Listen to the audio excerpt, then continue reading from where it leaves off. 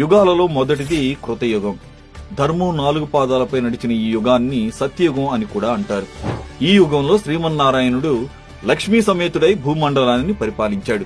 దీని కాల పరిమాణం 17,28,000 సంవత్సరాలు. ఈ యుగంలో ప్రజలు ఎలాంటి బాధలు లేకుండా సుఖ సంతోషాలతో మంచి మానవత్వంతో నిస్వార్థంగా జీవించారు. ఎలాంటి అనారోగ్య సమస్యలు కూడా ఉండేవి కావు. మోసం, ఈర్ష్యాద్వేషాలకు ఈ యుగంలో చోటు లేదు. వర్ణాశ్రమ ధర్మాలలో భాగంగా దైవ కార్యాలు, యజ్ఞయాగాలు, ధ్యాన, యోగ ప్రక్రియలను నిర్వహించి మోక్ష సిద్ధిని పొందేవారు.